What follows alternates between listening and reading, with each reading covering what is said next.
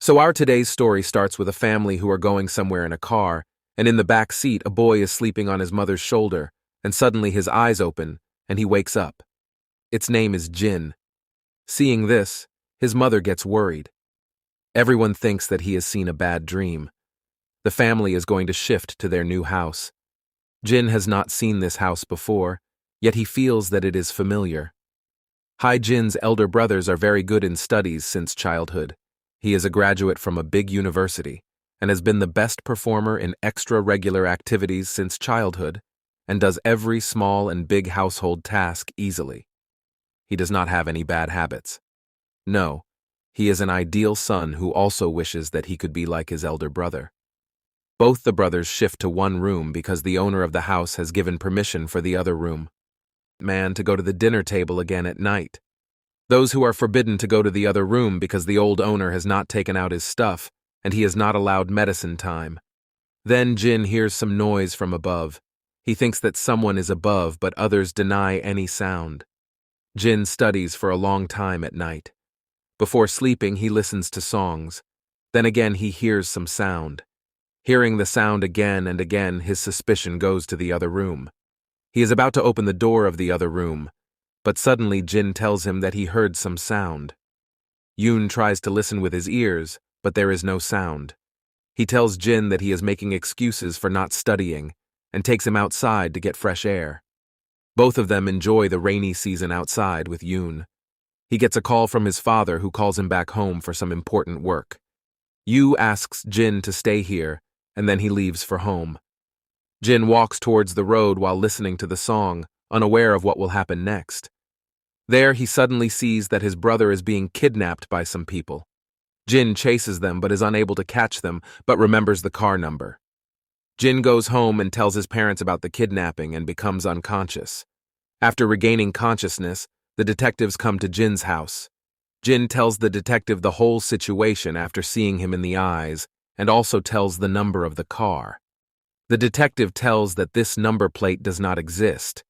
Jin repeatedly says that he knows the number of the car very well, but the detective flatly refuses to accept his words. He says that it was a dark night and it was raining too, so it is possible that you might have made a mistake while watching. Now in this way, everyone is worried about getting a call from someone every day. We wait, and no such call comes. Everyone waits for about 15 days, but no such demanding call comes, nor does any such news come. Here, when Jin sees a man in his dreams every day, he knows him. Looks familiar, but doesn't recognize him. Jin again hears some noise from the other room. The door opens. Jane covers herself in fear. Then she suddenly wakes up and realizes that it was all a dream. Suddenly we see that the day comes back home like this. Both the brothers hug each other and are very happy to meet each other. The doctor reveals that Yoon has dissociative AMS, in which the pain he has been experiencing since his kidnapping has ended. While sleeping, he feels someone standing near him. Then he sees that Yoo is not on his bed. Jin falls asleep waiting for Yoo. While eating at the table, Jin asks Yoo about going out last night, but Yoon tells him that he was sleeping and he didn't go anywhere. He says that you might be dreaming, and saying this, Yoon goes outside. He looks at Jin-Yoo and says that now you are not even having sex. Hearing this, Yoon says to Jin that I don't like jokes at all. He goes out saying that I am getting late, but this time he is limping. Jin feels that he has misunderstood something and eats his food comfortably. Jin is still studying till late night. It happens, and after a while he gets tired and falls asleep on the table. Then Yoon comes and stands on the table near Jin and starts staring at him. Yoon seems to be moving the tip of the pencil closer to Jin's eyes, but then its tip breaks. Yoon thinks Jin is asleep, but he doesn't know that Jin is still conscious. Yoon's doing this bothers him. Yoon goes out of the house again that night. Jin follows him. Yoon was not limping but was walking perfectly. He is upset and has been thinking that since he returns and is acting strange. Yoon reaches a place where Jin sees him talking to the detectives. They were the same people who were working on Yoon's kidnapping case. He sees his brother smoking, and the detectives are bowing before him as if he is their boss. Thus Jin follows him wherever he goes. The detective finds him there. Seeing this, Jin runs away. The detectives chase him. Jin hides at a place, but he holds her mouth and makes her unconscious. After some time, Jin wakes up and sees himself on the table. He understands something. When he doesn't come, he sees that Yoo is also in the room, so Jin locks himself in the bathroom out of fear. Seeing him doing this, Yoo asks him to open the door, and Jin says that I followed you at night, you detective. Yoon says, looks like you saw a dream again and are believing it to be true. Jin says, I know what you were doing to me with the pencil yesterday. You wanted to put it in my eyes. You're not my brother. What did you do to my brother? Now Jin comes out of the bathroom. Yoon catches him and tells him that he didn't go anywhere last night. The pencil taxi with which you followed me, and the man who gave you. All this has not happened. He asks her whether she had taken the medicine yesterday or not, and those who remember that yesterday the medicine had fallen down from her, so he could not take it from her. He says that this is why all this happened to you. You have taken your medicines on time and gives him medicines in front of you. Now here again he goes out of the house and Jin sees him going from the window and he was limping. Jin looks at his table where he sees that the tip of the pencil is sticking out on the table. It means that everything happened to him really yesterday and it was not a bad dream. He remembers that he had not even told Yoon about the taxi. Then how did he know? And Jin, who is worried, tells everything to his mother. His mother gets worried. Jin says that this time he goes out again, so this time he will take Papa with him. Jin waits for the night to fall when he sees her from the other room. He hears some noise and goes inside the room where he was forbidden to go. There he finds Yoon's body hanging. Seeing this, Jin wakes up. That is, he was having a bad dream. Then Jin calls his mother to someone. He hears his mother telling Yoo about everything Jin said. His mother suddenly realizes that there is someone at the door and listening to everything she says. She checks the door, but by then Jin has left from there, worried as to what is happening to him, what has happened to his family, why are they treating him like this? Jin comes out of the car, where he meets his father and runs away. Jin's mother asks a man to follow him. Jin, while running away, collides with a police car, and everything that happened to him in the past comes to life. The policemen tell them everything. According to Jin's information checked in their database, Jin was born in 1977, and currently his age is 41 years. Jin corrects the policeman and tells them that his age is only Jin is 21 years old. The policeman tells him that when you were born in 1977, how can you be only 21 years old? Jin says that he was born in 97 only. Everyone laughs at him. The policeman tells him that now. 20117 is going on, and this is also right because here everyone is using smartphones and tablets. Seeing all this, Jin is shocked. When Jin looks at himself in the mirror, he realizes that he used to look 21 years old. Now he seems to be 41 and 40 years old. He wants to know the answers to his questions. When he returns home, he sees that the room is scattered as if someone has been there. Yoon comes and says that my plan has failed again. Yoon tells him that 20 years ago, on the 20th of December 1997, a family was murdered here.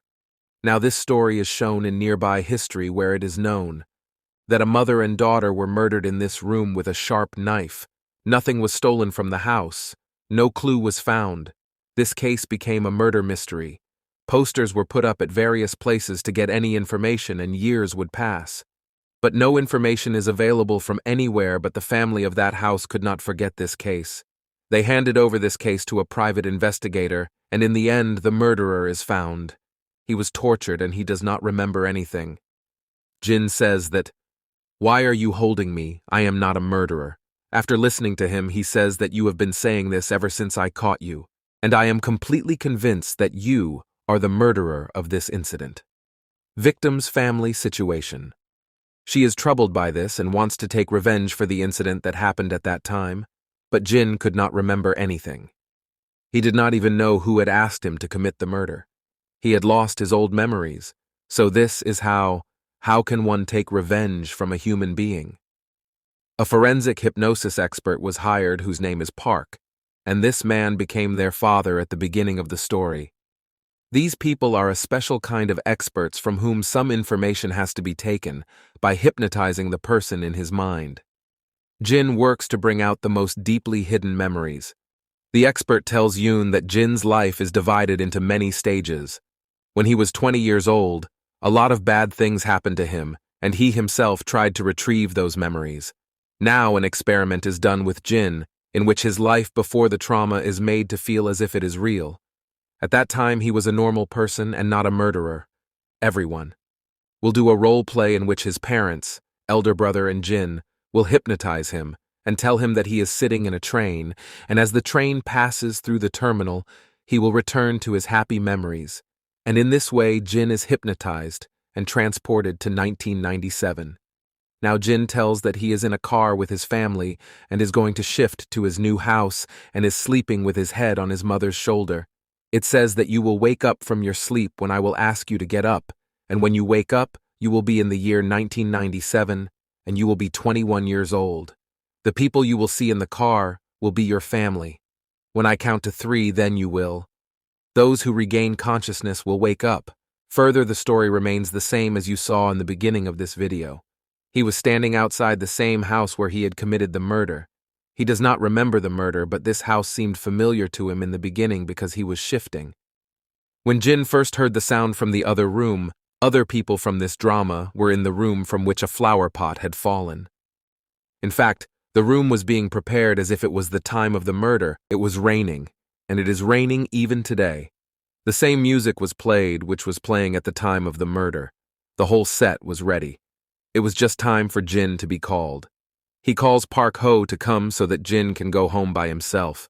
Come and see that room, but it is not possible because some policemen pick up Yoon in the night and take him away, which Jin considers as kidnapping. Yoon is released from jail after 19 days.